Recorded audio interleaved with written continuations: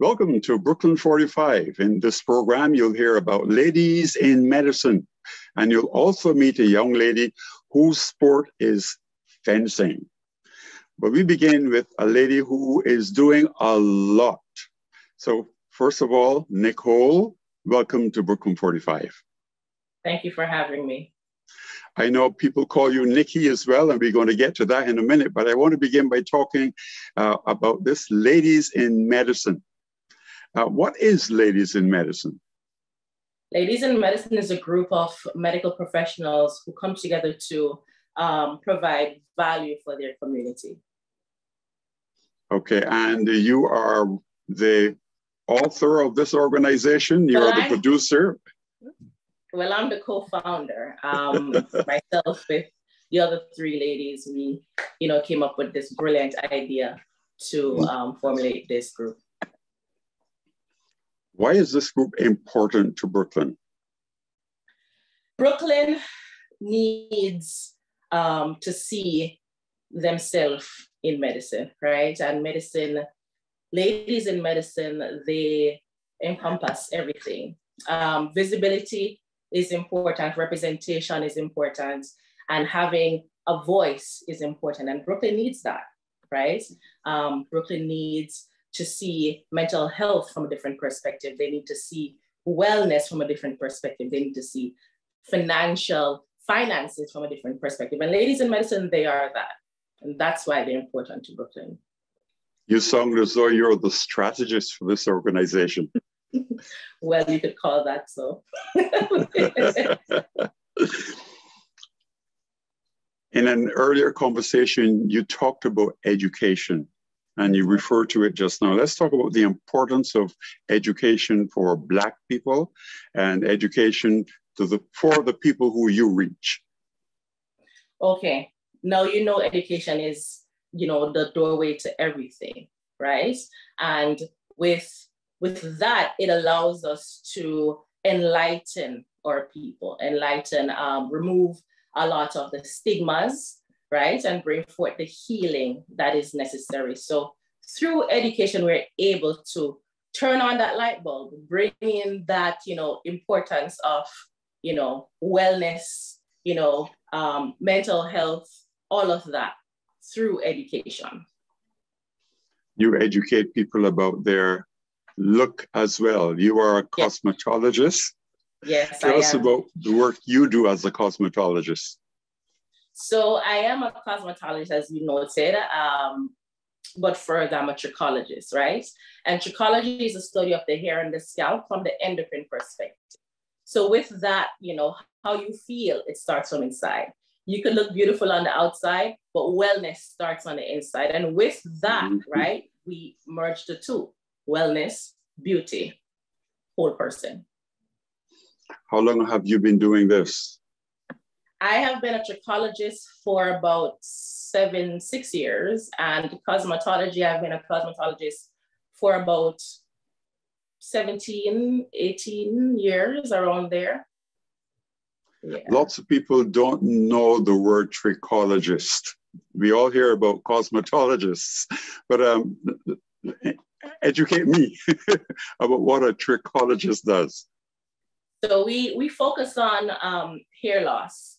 From the endocrine perspective, at different various forms of alopecias, nutrition as well, where it affects, hair growth, different types of conditions and diseases that may also affect your hair. And we also partner with, or we work with other medical professionals, whether it's an endocrinologist, a dermatologist, and so forth, to make sure that the person has that care from here to inside.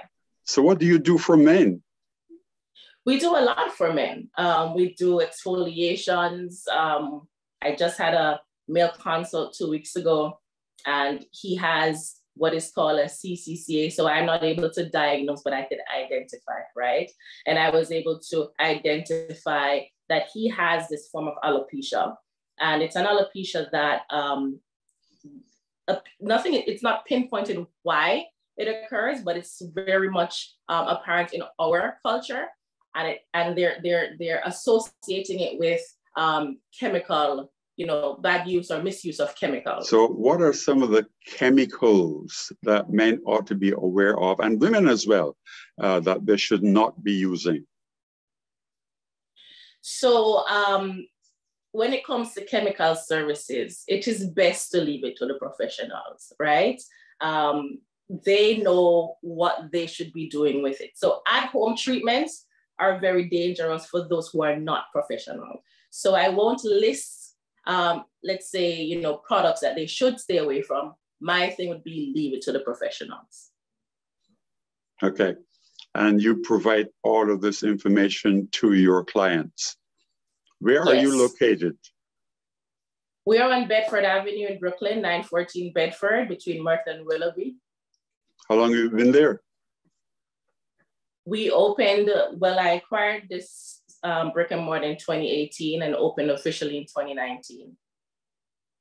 Let's talk about the importance of owning your own business. You're an entrepreneur. You started your own business. Where did the idea come from? Well, I grew up seeing my dad as an entrepreneur. I don't know anything else but him being an entrepreneur. And he had many businesses. He had a garment factory in Jamaica that supplied Jamaica and some of the Caribbean islands with, underwear and brassiere and stuff like that, bras. And I believe he, seeing that, right, affirmed the entrepreneur that you see today. Now, do you share this with other people as well? Do I share? And I don't mean about your father, but I mean the importance of entrepreneurship. Yes, I do. I preach this. This is something that you could find as a staple in my conversation. The importance of owning, the importance of what you look like to young people, right? Young people that looks like us, right? The importance of sharing, the importance of educating, the importance of being that representation. There are a lot of people who don't necessarily see a cosmetologist. Why should people see a cosmetologist, one, and two, see you? So being at home and doing your hair, even if your hair is natural without chemicals in it, it is important to see a cosmetologist for, detoxification of the follicles, for hair care, right? So a lot of us, we go, and I say us, meaning, culture, we go to the YouTube and to the Google, right, to get the assistance, but it really does not assist, right? Everyone's hair texture is different. Everyone's need is different. So going to the YouTube for product knowledge or for advice will not help you. Seeing a professional, right, will help you. Now, coming to me, I am able to provide you with, more detailed care, right, for your specific hair. Product knowledge is something that a trichologist delve into, ingredients and so forth, medication, what you're doing, what you're taking, and that's where I am able to help you further. Do you provide products as well for your clientele? So I don't provide products at the moment, but I recommend. Mm-hmm. Okay. And I'm not going to ask you what are you going to recommend for me? Well, I actually can recommend something for you, but yes. Let's get back to Ladies in Medicine. Mm-hmm. What do you do with this organization? And I know there are a number of categories that's represented in this organization, but how do they benefit the Brooklyn community? Okay, so we are, for right now, we are on Instagram platform and we are trying to expand that. What we do especially during COVID, where there was a lot of uncertainty with what was going on. They created comfort. They created a platform where, you know, questions could be answered. With that said, it was also a space where mental health for our culture was identified. So it became a space where if you needed someone to talk to, if you needed home, it became home, right? And that's why Ladies in Medicine was developed and is so important, because it became home for many individuals. Tell us again, who are some of the practitioners, the medical people who are involved in Ladies in Medicine? So we have Monique Hartley-Brown. She's a hematologic oncologist. Brilliant young lady. She is from Jamaica, married with children. And we have Venice, who is a nurse practitioner. She's a midwife, and she's also into OBGYN oncology. She is a mother to a beautiful little girl who is about to turn 2. And then we have Crystal, who is our little spice, right? Our little spice. And she's an OBGYN surgeon. And she just brings all of us together, the flavor, and, you know, keeps us going. You talk about keeping you going. You seem to be making history.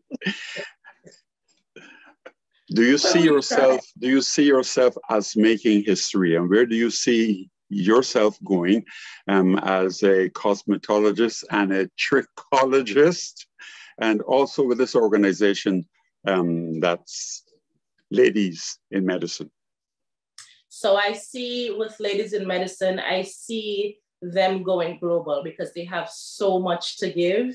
And I want our younger people to be able to see them, right? And to know that anything is possible, to be able to find comfort even in their mental health, to find comfort even in who they are, right? And I do see Ladies in Medicine going beyond where we are now. And as far as Nicole Jones, I see myself giving more to my community, giving more to, because I believe in development of those who are coming. That looks like me. I believe in that. So I see myself giving more, whatever it is that I'm able to do, wherever it takes me, I'm willing to go. So I just see myself going in whatever direction that benefits that. Where did Nikki Spice come from? And so, I know you're going to tell me my name is Nicole. So Nikki Spice has something to do with the Nicole. The Nicole. But, yes. So the Nick is short for Nicole. Well, you know, in the Caribbean, you always find a little nickname that gets attached to you. And that was Nikki for me. The Spice, I was in the music industry. No, I was not an artist, but I was into the organization, the development, the planning. And everyone used to say, Nikki, you spicy. And the name just stuck. Everyone called me Nikki Spicy. Just stuck. And it became a brand. And someone said, why don't you just brand the name? I was like, maybe I should. And I did. Great idea. Yeah. What advice would you give to people who want to start their own business? So I would say go for it. Entrepreneurship is not an easy road, but it's something that you will find great joy in, right? I always tell everyone, anyone I speak to, the best time to start was yesterday, the next best time is now, right? So instead of sitting down and planning, go ahead and do it. Jump, it's okay. You'll gain your entrepreneurial wings. Mm-hmm. You talked about COVID. Yeah. And we have not yet come to the end of COVID. How did that affect your business? Greatly. It greatly affected my business. So we opened in 2018, as you know. Well, I acquired in 2018, opened in 2019. Then COVID came 2020. And it put me back to 2 years. So I feel like I'm starting all over again. we were closed for a portion of the time.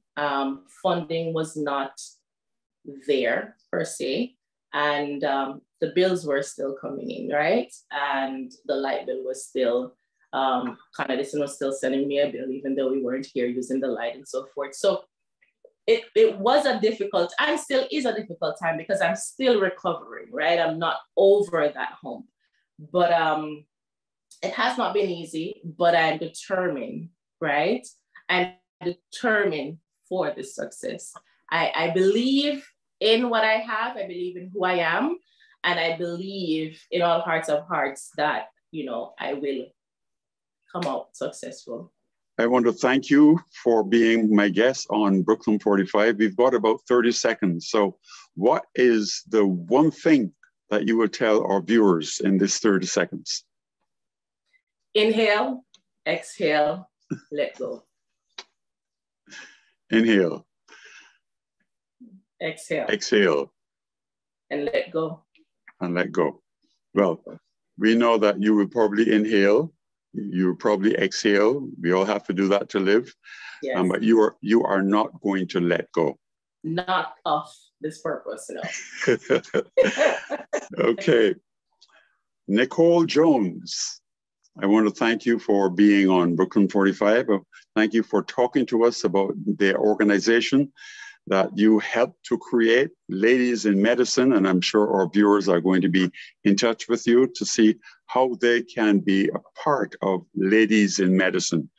There are not enough ladies in medicine. I agree. Thank you so much for having me. It's surely been a pleasure.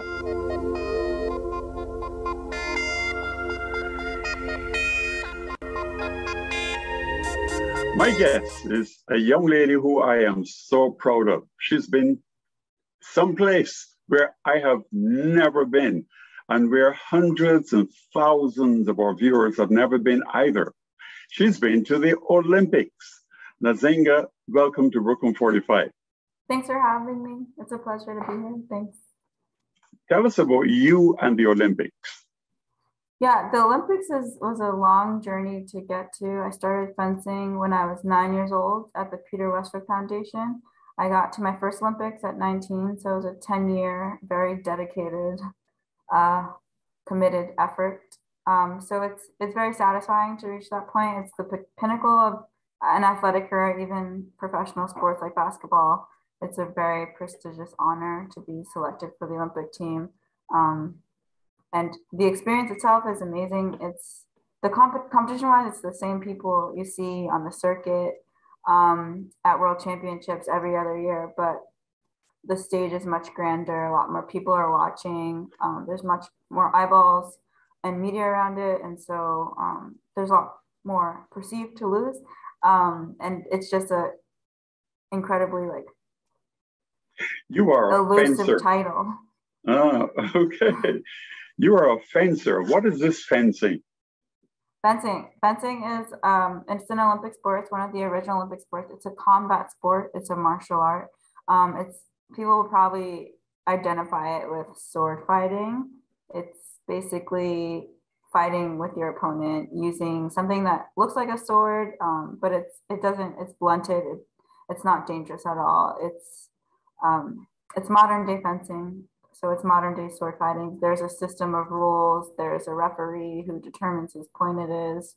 You travel the world and fence on a circuit. You fence other countries. You fence domestically around the country. You fence locally, you fence regionally. There's a lot of clubs around New York. New York's a fencing hub. It's a great, well-balanced sport. People call it physical chess. So there's a lot of it takes a really technical mind to be good at fencing, especially foil fencing, which is my discipline. And then there's also a lot of strategy, problem solving, decision making in the moment, decision making, and using your repertoire to the best of your ability, based on how you've analyzed the bout and how you've read your opponent. A lot of people call it, or not a lot of people, but my most recent coach called it a relationship sport, which I think describes it well. It's not just you and the track, for example. It's not you and the pool, it's you and someone else. So you have to react.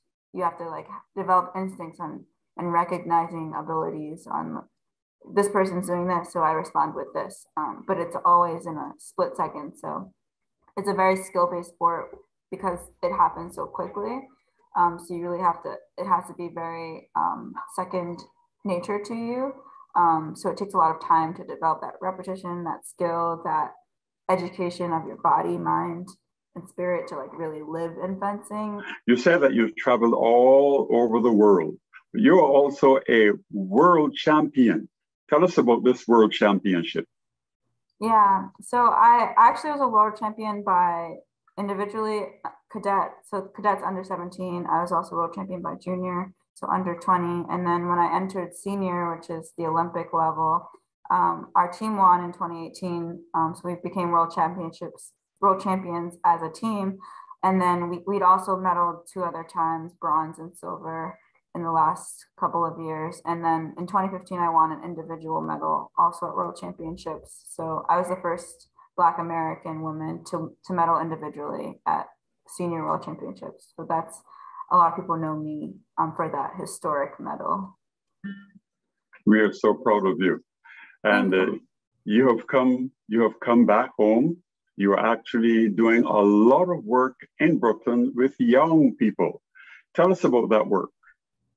Yes, I am back. I mean, I never left New York because I went to school at Columbia Uptown, but I moved back to Brooklyn like 2-3 years ago before the pandemic. And after I retired, so the summer of 2020, I started fencing in the park. And that was a community program. It was free for kids in the neighborhood to show them the sport, to introduce them to fencing, because it's not so visible in this neighborhood. I grew up here and I was the only one fencing, my sister and I, and my sister stopped a couple years after. So I always knew it was something that was not accessible here, not only fencing, but organized sport and the intensive like nature of training that we did growing up was not accessible here. I trained with the Olympic coach since I was 10 years old. So I had access to really high level instruction and coaching and rigor and structure. And so it's rewarded me many times over. Like the sport of fencing itself is amazing with all the strategic thinking and problem solving involved, but having the structure of high performance sport was really life changing and really built my character. And I feel like I'm this capable person I am today because of sport. And fencing just like amplified that. So I've always wanted to bring really quality sport education to this area to show them.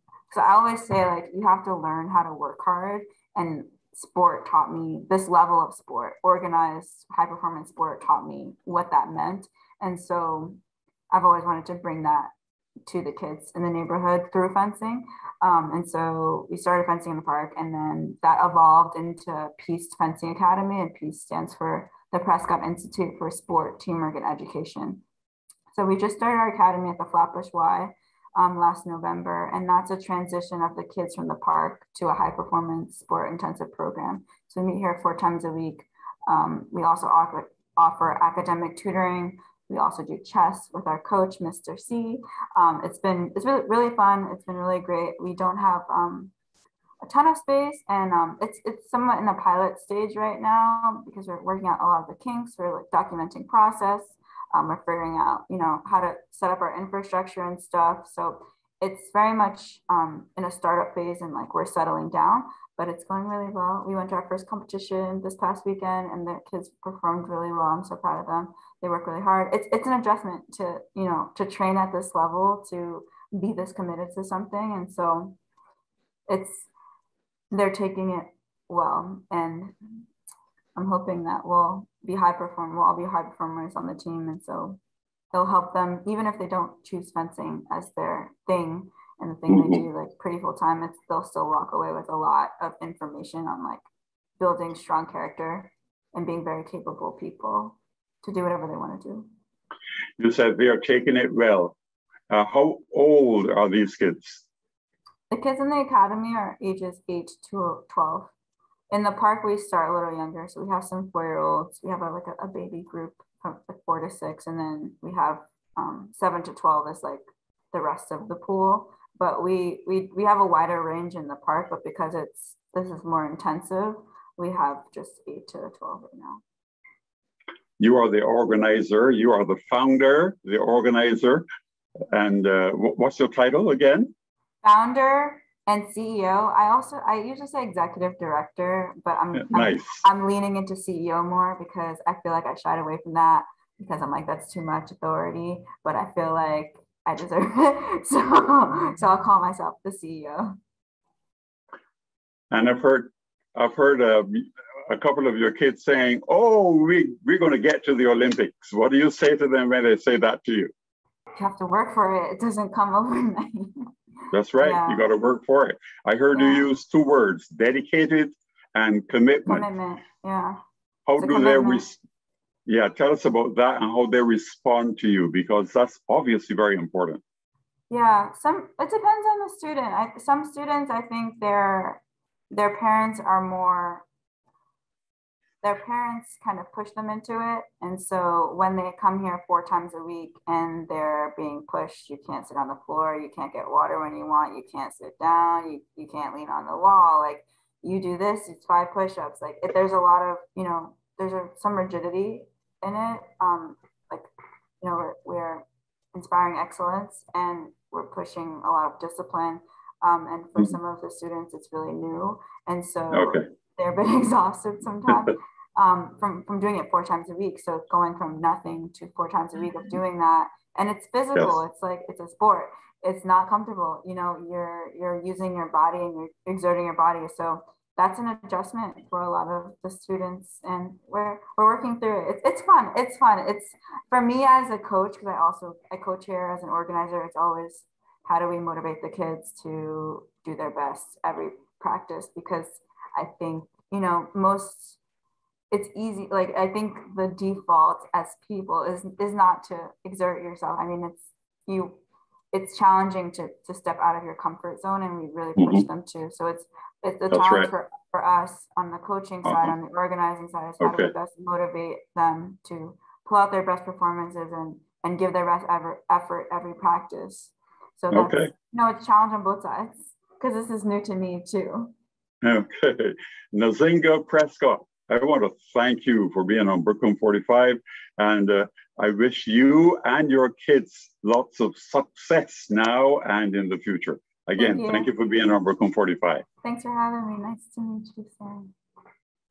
And we want to thank you, our viewers, for watching this program. We invite you to partner with Brooklyn 45. You can do this in so many ways.